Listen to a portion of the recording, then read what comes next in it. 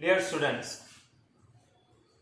10th standard chemistry first chapter periodic table and electronic configuration അഥവാ periodic ടേബിളും electron വിന്യാസവും എന്ന ടോപ്പിക്കാണ് നമ്മൾ ഇന്ന് എടുക്കാൻ പോകുന്നത്. ഈ ചാപ്റ്ററിലേക്ക് പ്രവേശിക്കുന്നതിന് മുമ്പായിട്ട് ഈ ചാപ്റ്ററുമായി ബന്ധപ്പെട്ട് 9ാം ക്ലാസ്സിൽ നമ്മൾ പഠിച്ച ചില ബേസിക് ഐഡിയാസ് നമുക്ക് ഒന്നുകൂടി ഡിസ്കസ് ചെയ്യാം. ഓക്കെ, അപ്പൊ അതിൽ ഫസ്റ്റ് ബോർ ആറ്റം മോഡൽ. ആറ്റത്തിന് ഒരുപാട് മാതൃകകൾ നമ്മൾ പഠിച്ചിട്ടുണ്ട്. അതിൽപ്പെട്ട ഒരു മാതൃകയാണ് ബോർ ആറ്റം മോഡൽ. നമുക്കറിയാം, ബോർ ആറ്റം മോഡൽ പ്രകാരം ആറ്റത്തിനൊരു കേന്ദ്ര ഭാഗമുണ്ട്, ഒരു സെന്റർ ഉണ്ട്, ഒരു mid point. That is known as nucleus. Okay, ആറ്റത്തിന്റെ കേന്ദ്രഭാഗത്തിനെ ന്യൂക്ലിയസ് എന്നാണ് നമ്മൾ വിളിക്കാറ്. ഈ ന്യൂക്ലിയസിന് ചുറ്റും നെഗറ്റീവ് ചാർജുള്ള ഇലക്ട്രോണുകൾ കറങ്ങിക്കൊണ്ടിരിക്കുന്നു. എന്തുപോലെ? സോളാർ സിസ്റ്റം, സൗരയുധം നമുക്കറിയാം. സൗരയുധത്തിന്റെ കേന്ദ്രഭാഗമായ സൂര്യന് ചുറ്റും മറ്റു ഗ്രഹങ്ങൾ കറങ്ങിക്കൊണ്ടിരിക്കുന്നത് പോലെ ആറ്റത്തിന്റെ കേന്ദ്രഭാഗമായ ന്യൂക്ലിയസിന് ചുറ്റും ഇലക്ട്രോണുകൾ കറങ്ങിക്കൊണ്ടിരിക്കുന്നു. ആറ്റത്തിന്റെ ഒരു മോഡൽ നമുക്കൊന്ന് വരച്ചു നോക്കാം. First, ആറ്റത്തിന്റെ കേന്ദ്രഭാഗമായ nucleus. ന്യൂക്ലിയസിൽ പ്രോട്ടോണുകളും ന്യൂട്രോണുകളും അടങ്ങിയിരിക്കുന്നു. ന്യൂക്ലിയസിന് ചുറ്റും ഷെല്ലുകൾ. ഒന്നാമത്തെ shell K shell, first shell. അടുത്ത shell L shell, second shell L shell. മൂന്നാമത്തെ ഷെല്ല് എം ഷെൽ. നാലാമത്തെ ഷെല്ല് എൻ ഷെൽ. ഓക്കെ, ഇങ്ങനെയാണ് നമ്മൾ ഷെല്ലുകളെ ക്രമീകരിച്ചിരിക്കുന്നത്. ക്ലിയർ? അപ്പൊ ഒന്നുകൂടി പറയാം. ആറ്റത്തിന്റെ കേന്ദ്രഭാഗമായ ന്യൂക്ലിയസ്, ന്യൂക്ലിയസിലെ പ്രോട്ടോണുകളും ന്യൂട്രോണുകളും അടങ്ങിയിരിക്കുന്നു. ന്യൂക്ലിയസിന് ചുറ്റും ഷെല്ലുകളിലായിട്ട് ഇലക്ട്രോണുകൾ കറങ്ങിക്കൊണ്ടിരിക്കുന്നു. ഓക്കെ, ഇനി എല്ലാ ഷെല്ലുകളുടെയും ഊർജം ഒരേപോലെയല്ല. ഏറ്റവും ഊർജം കുറഞ്ഞ ഷെല്ലാണ് കെ ഷെൽ. കെ ഷെല്ലിനേക്കാളും ഊർജം അഥവാ എനർജി കൂടുതലാണ് എൽ ഷെല്ലിന്. എൽ ഷെല്ലിനേക്കാളും എനർജി കൂടുതലാണ് എം ഷെല്ലിന്. അതായത് ന്യൂക്ലിയസിൽ നിന്നും അകലും തോറും ഷെല്ലുകളുടെ ഊർജം അഥവാ എനർജി കൂടിക്കൂടി വരുന്നു. അതുകൊണ്ട് തന്നെ ഷെല്ലുകളെ എനർജി ലെവൽസ് അഥവാ ഊർജ നിലകൾ എന്നും അറിയപ്പെടുന്നു. Clear? Shell is also known as energy levels. Okay, ഇപ്പം ബോർ ആറ്റം മാതൃക നമ്മൾ ഡിസ്കസ് ചെയ്ത് കഴിഞ്ഞു. ഇനി ഷെല്ലുകളിൽ ഇലക്ട്രോണുകളെ എങ്ങനെ ക്രമീകരിച്ചിരിക്കുന്നു, അതാണ് ഇനി നമ്മൾ ഡിസ്കസ് ചെയ്യാൻ പോകുന്നത്. ഇലക്ട്രോണുകളെ ഷെല്ലുകളിൽ ക്രമീകരിച്ചിരിക്കുന്ന രീതിയെ ഇലക്ട്രോണിക് കോൺഫിഗറേഷൻ അഥവാ ഇലക്ട്രോൺ വിന്യാസം എന്നാണ് നമ്മൾ പഠിച്ചത്. നമുക്കറിയാം, എല്ലാ ഷെല്ലുകളിലും ഉൾക്കൊള്ളാൻ പറ്റുന്ന ഇലക്ട്രോണുകളുടെ എണ്ണം ഒരേപോലെയല്ല. കഴിഞ്ഞ വർഷം നമ്മൾ പഠിച്ചിട്ടുണ്ട്, ഒരു ഷെല്ലിൽ പരമാവധി എത്ര ഇലക്ട്രോണുകളെ ഉൾക്കൊള്ളാൻ പറ്റുമെന്ന് തിരിച്ചറിയാൻ വേണ്ടിയിട്ട് 2n² എന്ന ഇക്വേഷൻ യൂസ് ചെയ്താൽ മതി. അതായത് n equal to shell number. ഒരു എക്സാമ്പിൾ നോക്കാം. ഫസ്റ്റ് ഷെല്ലായ കെ ഷെൽ. കെ ഷെല്ലിന്റെ ഷെൽ നമ്പർ 1, ഒന്നാമത്തെ ഷെല്ലാണ് കെ ഷെൽ. അതുകൊണ്ട് തന്നെ ഈ ഇക്വേഷനിൽ കൊടുത്തു കഴിഞ്ഞാൽ എന്നിന്റെ സ്ഥാനത്ത് കെ ഷെല്ലിന്റെ ഷെൽ നമ്പറായ 1 കൊടുത്തു കഴിഞ്ഞാൽ 2 × 1² ഈക്വൽ ടു 2. അതായത് കെ ഷെല്ലിൽ പരമാവധി ഉൾക്കൊള്ളാൻ പറ്റുന്ന ഇലക്ട്രോണുകളുടെ എണ്ണം 2. ഇനി second shell L shell. L ഷെല്ലിന്റെ ഷെൽ നമ്പർ 2 ആണ്. Therefore 2 into 2 square equal to 2 into 4 equal to 8. അതായത് എൽ ഷെല്ലിൽ പരമാവധി 8 ഇലക്ട്രോൺ വരെ അക്കോമഡേറ്റ് ചെയ്യാനുള്ള കപ്പാസിറ്റി ഉണ്ട്. Next third shell M shell. ഈ ഇക്വേഷനിൽ സബ്സ്റ്റിറ്റ്യൂട്ട് ചെയ്ത് കഴിഞ്ഞാൽ 2 into മൂന്നാമത്തെ ഷെൽ ആയതുകൊണ്ട് 2 into 3 square equal to 18. അതായത് മൂന്നാമത്തെ ഷെല്ലായ എം ഷെല്ലിൽ 18 ഇലക്ട്രോൺസ് വരെ ഉൾക്കൊള്ളാനുള്ള കപ്പാസിറ്റി ഉണ്ട്. Next fourth shell N shell. N ഷെല്ലിന്റെ ഷെൽ നമ്പർ 4 ആണ്. അതുകൊണ്ട് 2 into n square, that is 2 into 4 square equal to 2 into 16 equal to 32. അതായത് 32 ഇലക്ട്രോണുകൾ വരെ അക്കോമഡേറ്റ് ചെയ്യാനുള്ള കപ്പാസിറ്റി, ഉൾക്കൊള്ളാനുള്ള കപ്പാസിറ്റി എൻ ഷെല്ലിനുണ്ട്. അപ്പം ഓർമ്മിച്ചു വെക്കുക, എല്ലാ ഷെല്ലുകളിലും ഉൾക്കൊള്ളാൻ പറ്റുന്ന ഇലക്ട്രോണുകളുടെ എണ്ണം ഒരേപോലെയല്ല. കെ ഷെല്ലിൽ പരമാവധി 2 ഇലക്ട്രോണുകൾ, എൽ ഷെല്ലിൽ പരമാവധി 8 ഇലക്ട്രോണുകളും, എം ഷെല്ലിൽ പരമാവധി 18 ഇലക്ട്രോണുകളും, എൻ ഷെല്ലിൽ പരമാവധി 32 ഇലക്ട്രോണുകളും ഉൾക്കൊള്ളാനുള്ള കപ്പാസിറ്റിയാണ് ഉള്ളത്. ഇത് പ്രകാരം ഒരാറ്റത്തിലുള്ള ഇലക്ട്രോണുകളെ വിവിധ ഷെല്ലുകളിൽ ക്രമീകരിച്ചിരിക്കുന്ന രീതിയെ ഇലക്ട്രോണിക് കോൺഫിഗറേഷൻ അഥവാ ഇലക്ട്രോൺ വിന്യാസം എന്നാണ് നമ്മൾ പഠിച്ചത്. ഇനി നമുക്ക് വിവിധ ആറ്റങ്ങളുടെ ഇലക്ട്രോണിക് കോൺഫിഗറേഷൻ അല്ലെങ്കിൽ ഇലക്ട്രോൺ വിന്യാസം പരിശോധിച്ച് നോക്കാം. Okay, example atomic number 3 lithium. ലിഥിയത്തിന്റെ അറ്റോമിക് നമ്പർ നമുക്കറിയാം 3. അതായത് ലിഥിയത്തിൽ 3 ഇലക്ട്രോണുകൾ കാണപ്പെടുന്നു. ഈ 3 ഇലക്ട്രോണുകളെ വിവിധ ഷെല്ലുകളിൽ എങ്ങനെ ക്രമീകരിച്ചിരിക്കുന്നു എന്ന് നോക്കാം. അറ്റോമിക് നമ്പർ 3 ആയതുകൊണ്ട് 3 ഇലക്ട്രോൺ. ഫസ്റ്റ് കെ ഷെല്ലിൽ പരമാവധി 2 ഇലക്ട്രോണെ ഉൾക്കൊള്ളാനുള്ള കപ്പാസിറ്റി ഉള്ളൂ. അപ്പൊ 3 ഇലക്ട്രോണിൽ 2 എണ്ണം കെ ഷെല്ലിൽ കൊടുത്തു. ബാക്കി 1 കൂടി. ആ 1നെ അടുത്ത ഷെല്ലായ എൽ ഷെല്ലിൽ കൊടുത്തു. അതുകൊണ്ട് ലിഥിയത്തിന്റെ ഇലക്ട്രോൺ വിന്യാസം 2,1. Next example boron atomic number 5. 5 ഇലക്ട്രോൺസുകൾ കാണപ്പെടുന്നുണ്ട് ബോറോണിൽ. ഫസ്റ്റ് 2 ഇലക്ട്രോണുകളെ കെ ഷെല്ലിൽ കൊടുക്കുന്നു. ബാക്കി 3, ആ 3 ഇലക്ട്രോണുകളെ രണ്ടാമത്തെ ഷെല്ലായ എൽ ഷെല്ലിൽ കൊടുക്കുന്നു. Therefore electronic configuration of boron is 2,3. Next example, oxygen atomic number 8. Oxygen contains 8 electrons. Therefore first 2 electrons K shellil varum, baaki 6 electrons L shellil varum. Electronic configuration athava electron vinyasam varunathu 2,6. Next sodium atomic number 11. 11 ഇലക്ട്രോണുകളുണ്ട്. First 2 electron K ഷെല്ലിൽ, ബാക്കി 9 ഇലക്ട്രോണുകളെ L ഷെല്ലിൽ താങ്ങാൻ പറ്റില്ല. പരമാവധി 8 ഇലക്ട്രോണെ ഉൾക്കൊള്ളാൻ പറ്റുള്ളൂ. അതുകൊണ്ട് 8 ഇലക്ട്രോണുകളെ എൽ ഷെല്ലിൽ കൊടുത്തു. 2,8. 2 plus 8 10 ആയിട്ടേ ഉള്ളൂ. 11 ആകാൻ 1 ഇലക്ട്രോൺ കൂടിയുണ്ട്. ആ ബാക്കിയുള്ള 1 ഇലക്ട്രോണിനെ നെക്സ്റ്റ് മൂന്നാമത്തെ ഷെല്ലായ എം ഷെല്ലിലേക്ക് കൊടുക്കുന്നു.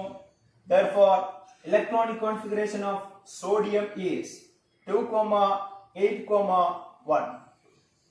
Next example, chlorine atomic number 17.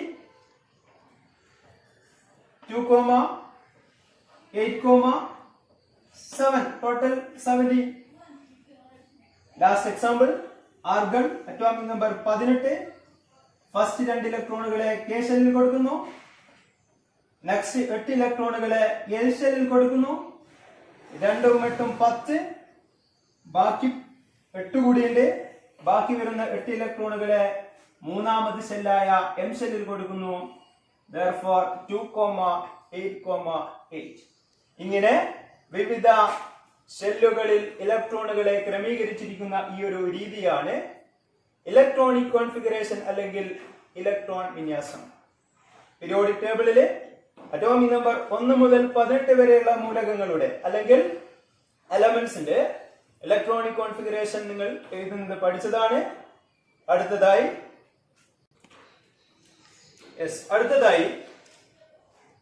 നമ്മുടെ 10ാം ക്ലാസ്സിലുള്ള ഫസ്റ്റ് ചാപ്റ്ററിലേക്ക് കടക്കാം. അതിൽ ആദ്യമായിട്ട് നിങ്ങൾ പുതുതായി പഠിക്കുന്ന ഭാഗമാണ് sub shell. Okay, sub shell. അതായത് ഇതുവരെ നമ്മൾ പഠിച്ച കാര്യം ആറ്റത്തിൽ ഷെല്ലുകളുണ്ട്, ഷെല്ലുകളിൽ ഇലക്ട്രോണുകൾ കാണപ്പെടുന്നു എന്ന. ഇനി നമ്മൾ ഒന്നുകൂടി ഡീപ്പായിട്ട് പഠിക്കുന്നു. അതായത് ആറ്റത്തിൽ ഷെല്ലുകളുണ്ട്, ഷെല്ലുകൾക്ക് സബ് ഷെല്ലുകളുണ്ട്, സബ് ഷെല്ലുകളിലാണ് ഇലക്ട്രോണുകൾ കാണപ്പെടുന്നത്. Okay, clear? ആറ്റത്തിന് ഷെല്ലുകളുണ്ട്, ഷെല്ലുകൾക്ക് സബ് ഷെല്ലുകളുണ്ട്, സബ് ഷെല്ലുകളിലാണ് ഇലക്ട്രോണുകൾ കാണപ്പെടുന്നത്. സാധാരണ നമ്മൾ പറയാറുണ്ട് ഒരു സ്കൂളില് കുറെ ബിൽഡിങ്ങുകളുണ്ട്, ആ ബിൽഡിങ്ങുകളിലായിട്ട് കുറെ കുട്ടികളും ടീച്ചേഴ്സൊക്കെ ഉണ്ട്. അങ്ങനെ പറയുന്നതിന് പകരം ഒരു സ്കൂളില് കുറെ ബിൽഡിങ്ങുകളുണ്ട്, ആ ബിൽഡിങ്ങുകളില് കുറെ ക്ലാസ്സുകളുണ്ട്, ആ ക്ലാസ്സുകളില് കുറെ കുട്ടികളും അധ്യാപകരൊക്കെ ഉണ്ട് എന്ന് പറയുന്നത് പോലെ ഒന്നുകൂടി ഡീപ്പായിട്ട് പറഞ്ഞെന്ന് മാത്രം. അത് പ്രകാരം സബ് ഷെല്ലുകൾ എസ്, പി, ഡി, എഫ് എന്നീ 4 പ്രധാനപ്പെട്ട സബ് ഷെല്ലുകളാണ് നമുക്ക് പഠിക്കാനുള്ളത്. ഇനി ഓരോ ഷെല്ലുകളുടെയും സബ് ഷെല്ലുകൾ ഏതൊക്കെയാണെന്ന് നോക്കാം. നമ്മൾ പഠിച്ചതാണ് first shell K shell. K ഷെല്ലിന്റെ ഷെൽ നമ്പർ 1 ആണ്. അതുകൊണ്ട് കെ ഷെല്ലിന് ഒരു സബ് ഷെൽ ആണുള്ളത്, എസ് സബ് ഷെൽ. ഫസ്റ്റ് ഷെല്ലായ കെ ഷെല്ലിന് ഒരു സബ് ഷെല്ലേ ഉള്ളൂ, എസ് സബ് ഷെല്ല് മാത്രം. രണ്ടാമത്തെ ഷെല്ലായ എൽ ഷെൽ. എൽ ഷെല്ലിന്റെ ഷെൽ നമ്പർ 2. അതുകൊണ്ട് തന്നെ എൽ ഷെല്ലിന് 2 സബ് ഷെല്ലുകളുണ്ട്, എസും പിയും. തേർഡ് ഷെല്ലായ എം ഷെൽ. എം ഷെല്ലിന്റെ ഷെൽ നമ്പർ 3. അതുകൊണ്ട് എം ഷെല്ലിന് 3 സബ് ഷെല്ലുകളുണ്ട്, എസ്, പി, ഡി. ഓക്കെ. നാലാമത്തെ ഷെല്ലായ എൻ ഷെൽ. ഷെൽ നമ്പർ 4 ആണ്. അതുകൊണ്ട് തന്നെ എൻ ഷെല്ലിന് 4 സബ് ഷെല്ലുകളാണുള്ളത്, എസ്, പി, ഡി, എഫ്. അപ്പൊ ഓരോ ഷെല്ലുകളിലെയും സബ് ഷെല്ലുകളെ നിങ്ങൾക്ക് കാണാം. കെ ഷെല്ലിൽ എസ് മാത്രം, എൽ ഷെല്ലിന് എസും പിയും, എം ഷെല്ലിന് എസും പിയും ഡിയും, എൻ ഷെല്ലിന് എസ്, പി, ഡി, എഫ് എന്നീ സബ് ഷെല്ലുകളാണ് കാണപ്പെടുന്നത്. ഇനി നിങ്ങൾ ശ്രദ്ധിക്കേണ്ട കാര്യം, എല്ലാ ഷെല്ലുകളിലും അല്ലെങ്കിൽ എല്ലാ ഷെല്ലുകൾക്കും കോമൺ ആയിട്ട് വരുന്ന, പൊതുവായിട്ട് വരുന്ന സബ് ഷെല്ല് ഏതായത് നിങ്ങൾ നോക്കി നോക്ക്. എല്ലാ ഷെല്ലിലും കാണപ്പെടുന്ന സബ് ഷെല്ലാണ് എസ്. ഓക്കെ, എസ് സബ് ഷെൽ എല്ലാ ഷെല്ലുകൾക്കും ഉണ്ട്. അതൊന്നുകൂടി ക്ലിയർ ആക്കാൻ വേണ്ടിയിട്ട് ഒരു എസ് സബ് ഷെല്ല് തന്നു കഴിഞ്ഞാൽ അത് ഏത് ഷെല്ലിൻ്റെതാണെന്ന് ഒന്നുകൂടി ക്ലിയർ ആകാൻ വേണ്ടിയിട്ട് ഈ സബ് ഷെല്ലിന്റെ മുന്നിൽ ഷെൽ നമ്പർ കൂടി കൊടുക്കുക. ഫോർ എക്സാമ്പിൾ കെയുടെ സബ് ഷെല്ലായ എസ്, അതുകൊണ്ട് കെയുടെ ഷെൽ നമ്പറായ 1 കൊടുക്കുന്നു എസിന് മുന്നിലായിട്ട്. അതുകൊണ്ട് കെയുടെ സബ് ഷെൽ എന്ന് പറയുന്നത് 1s. സിമിലർലി രണ്ടാമത്തെ ഷെല്ലായ എല്ലിന്റെ സബ്ഷെല്ലുകളാണ് ഈ എസും പിയും. അതുകൊണ്ട് ഈ എസിന്റെയും പിന്റെയും മുന്നിലായിട്ട് 2 കൊടുക്കുന്നു.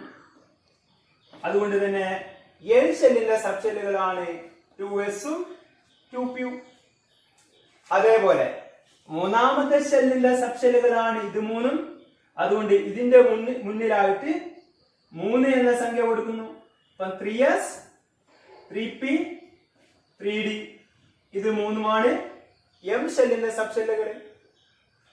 നാലാമത്തെ ഷെല്ലായ n ഷെൽ നമ്പർ 4 ആയതുകൊണ്ട് തന്നെ ഷെൽ നമ്പർ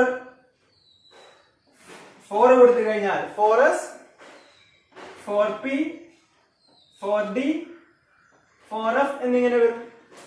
അപ്പം ഓരോ ഷെല്ലുകളെയും സബ്ഷെല്ലുകളെ നമ്മൾ എഴുതി കഴിഞ്ഞു. കെയുടെ സബ്ഷെൽ 1s, എല്ലിന്റെ സബ്ഷെൽ 2s ഉം 2p ഉം, എമ്മിന്റെ സബ്ഷെൽ 3s 3p 3d, എന്നിന്റെ subshell 4s 4p 4d 4f. അപ്പൊ പ്രത്യേകം ശ്രദ്ധിക്കുക, സബ്ഷെല്ലുകളുടെ മുന്നിലായി സൂചിപ്പിച്ചിരിക്കുന്ന ഈ ഒരു നമ്പർ ഷെൽ നമ്പറിനെയാണ് സൂചിപ്പിക്കുന്നത്. അടുത്തതായി ഓരോ സബ്ഷെല്ലുകളിലും പരമാവധി എത്ര ഇലക്ട്രോണുകൾ ഉൾക്കൊള്ളാൻ പറ്റുമെന്ന് പരിശോധിക്കാം.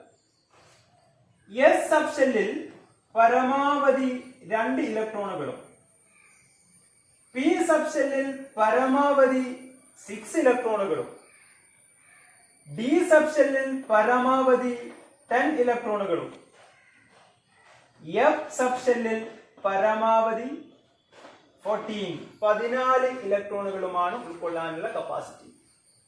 പ്രത്യേകം നോട്ട് ചെയ്യുക, എസ് സബ്ഷെല്ലിൽ പരമാവധി 2, പി സബ്ഷെല്ലിൽ പരമാവധി 6, ഡി സബ്ഷെല്ലിൽ പരമാവധി 10, എഫ് സബ്ഷെല്ലിൽ പരമാവധി 14 എന്നീ ക്രമത്തിലാണ് സബ്ഷെല്ലുകളിൽ ഇലക്ട്രോണുകൾ ഉൾക്കൊള്ളാൻ പറ്റുന്നത്.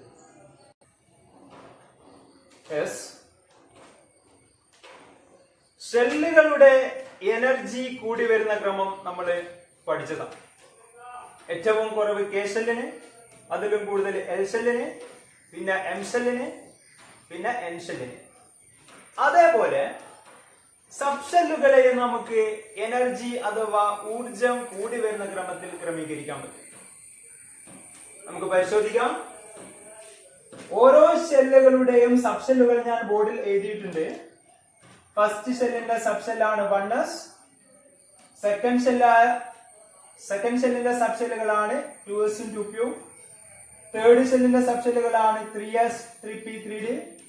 അതേപോലെ ഫോർത്ത് ഷെല്ലിന്റെയും ഫിഫ്ത് ഷെല്ലിന്റെയും സബ്ഷെല്ലുകൾ ബോർഡിൽ നിങ്ങൾക്ക് കാണാൻ പറ്റും. ഈ സബ്ഷെല്ലുകളെ ഏത് രീതിയിൽ ഊർജം കൂടി വരുന്ന ക്രമത്തിൽ ക്രമീകരിക്കാമെന്ന് പരിശോധിക്കാം. അതിനു വേണ്ടിയിട്ട് നിങ്ങൾ ഇതേപോലെ ഓരോ ഷെല്ലിന്റെയും സബ്ഷെല്ലുകളെ ഈ ഒരു രീതിയിൽ എഴുതുക. അതിനുശേഷം ഈ രീതിയിൽ ക്രോസ് ആയിട്ട് വരിക. ഈ ഏറോ പ്രത്യേകം ശ്രദ്ധിക്കുക, മുകളിൽ നിന്ന് താഴോട്ടേക്കായിട്ട് ഡയഗണൽ ആയിട്ട്. അതേപോലെ നെക്സ്റ്റ് ലൈൻ, ഓരോ ലൈനും വരയ്ക്കുന്നത് പ്രത്യേകം ശ്രദ്ധിക്കുക.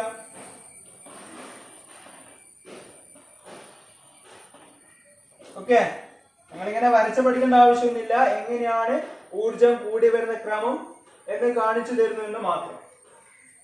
ഇനി ഏറ്റവും മുകളിലുള്ള ലൈനാണിത്. ആ ലൈനില് 1s ഉള്ളൂ. അപ്പൊ ഏറ്റവും ഊർജം കുറഞ്ഞ സബ്ഷെൽ 1s. ഇനി അടുത്ത ലൈൻ എടുക്കാം. അടുത്ത ലൈനിൽ 2s മാത്രമേ ഉള്ളൂ. അപ്പൊ 1s കഴിഞ്ഞാൽ നെക്സ്റ്റ് 2s. ഇനി നെക്സ്റ്റ് ലൈൻ, മൂന്നാമത്തെ ലൈനില് 2p ഉണ്ട് 3s ഉണ്ട്. അപ്പൊ ഏതിനായിരിക്കണം എനർജി കൂടുതൽ? നിങ്ങള് ഡയറക്ഷൻ നോക്കിക്കോ, മുകളിൽ നിന്ന് താഴോട്ടേക്കല്ലേ. അപ്പൊ മുകളിലുള്ളത് ഫസ്റ്റ് എഴുതാം, രണ്ടാമത് താഴെയുള്ളത് എഴുതാം. അങ്ങനെയാണെങ്കിൽ മുകളിലുള്ള 2p, തൊട്ടതായ 3s. ഇനി അടുത്ത ലൈൻ പരിശോധിച്ചു കഴിഞ്ഞാൽ 3p ഉണ്ട് 4s ഉണ്ട്. മുകളിൽ 3p 4s താഴെ. അതുകൊണ്ട് 3s കഴിഞ്ഞാൽ പിന്നെ ഊർജം കൂടിയത് 3p then 4s. അടുത്ത ലൈൻ പരിശോധിച്ചു കഴിഞ്ഞാൽ 3d 4p 5s ഇതേ ഓർഡറിൽ തന്നെ എഴുതാ മുകളിൽ നിന്ന് താഴോട്ടേക്ക്. അങ്ങനെയാണെങ്കിൽ 3d 4p 5s ഈ ഒരു ക്രമത്തിലാണ് സബ്ഷെല്ലുകളുടെ ഊർജം കൂടി വരുന്ന ക്രമം. പ്രത്യേകം ശ്രദ്ധിക്കുക, ഏറ്റവും ഊർജം കുറഞ്ഞ സബ്ഷെല്ലാണ് 1s, അതിലും കൂടുതലാണ് 2s, അതിലും കൂടുതലാണ് 2p. ഈ രീതിയിൽ സബ്ഷെല്ലുകളെ നമുക്ക് ഊർജം കൂടി വരുന്ന ക്രമത്തിൽ ക്രമീകരിക്കാം. അപ്പം സബ്ഷെല്ലുകളുടെ എനർജി കൂടി വരുന്ന ക്രമം നമ്മൾ പഠിച്ചു കഴിഞ്ഞു. അടുത്തതായി സബ്ഷെല്ലുകളിൽ എങ്ങനെയാണ് ഇലക്ട്രോണുകളെ കൊടുക്കുന്നത്, അതാണ് ഇനി നമുക്ക് ഡിസ്കസ് ചെയ്യാനുള്ളത്. ഷെല്ലുകളിൽ ഇലക്ട്രോണുകളെ നമ്മൾ കൊടുത്തതാണ്, നമ്മൾ പഠിച്ചതാണ് ഇലക്ട്രോൺ വിന്യാസം അല്ലെങ്കിൽ ഇലക്ട്രോണിക് കോൺഫിഗറേഷൻ. അതേപോലെ സബ്ഷെല്ലുകളിൽ ഇലക്ട്രോണുകളെ കൊടുക്കുന്ന രീതിയാണ് ഇനി നമുക്ക് ഡിസ്കസ് ചെയ്യാനുള്ളത്. സബ്ഷെല്ലുകളിൽ ഇലക്ട്രോണുകളെ കൊടുക്കുന്നത് ഇതേ ഓർഡറിലാണ്, അതായത് സബ്ഷെല്ലുകളുടെ ഊർജം കൂടി വരുന്ന ക്രമത്തിലാണ് ഇലക്ട്രോണുകളെ ഫിൽ ചെയ്യുന്നത്. ആദ്യം ഊർജം കുറഞ്ഞ സബ്ഷെല്ലിൽ കൊടുക്കും, പിന്നെ അതിലും കൂടിയ സബ്ഷെല്ലിൽ കൊടുക്കും, പിന്നെ അതിലും കൂടിയ സബ്ഷെല്ലിൽ കൊടുക്കും. ഈ ഒരു എനർജി കൂടി വരുന്ന ക്രമത്തിലാണ് സബ്ഷെല്ലുകളിൽ ഇലക്ട്രോണുകളെ നമ്മൾ കൊടുക്കുന്നത്. നിങ്ങളിവിടെ ശ്രദ്ധിക്കേണ്ട കാര്യം, നമ്മൾ നേരത്തെ ഡിസ്കസ് ചെയ്തതാണ്, എസിൽ പരമാവധി 2ഉം പിയിൽ പരമാവധി 6ഉം ഡിയിൽ പരമാവധി 10ഉം എഫില് പരമാവധി 14 ഇലക്ട്രോണുകളെ മാത്രമേ കൊടുക്കാൻ പാടുള്ളൂ. അതായത് ഒരു എക്സാമ്പിൾ ശ്രദ്ധിക്കാം, 1s ഒരിക്കലും 3 വരില്ല, കാരണം എസില് പരമാവധി 2 ഇലക്ട്രോണുകളെ ഉൾക്കൊള്ളാൻ പറ്റും. അതേപോലെ 2p8 വരില്ല, കാരണം പിയില് പരമാവധി 6 ഇലക്ട്രോണുകളെ ഉൾക്കൊള്ളാൻ പറ്റൂ. അതേപോലെ 3d12 വരില്ല, അല്ലെങ്കിൽ 3d11 വരില്ല, കാരണം ഡിയിൽ പരമാവധി 10 ഇലക്ട്രോണുകളെ ഉൾക്കൊള്ളാൻ പറ്റും. അപ്പം സബ്ഷെല്ലുകളിൽ ഇലക്ട്രോണുകളെ കൊടുക്കുന്ന രീതിയിൽ ഈ ഒരു കാര്യം നിങ്ങൾ പ്രത്യേകം ശ്രദ്ധിക്കണം.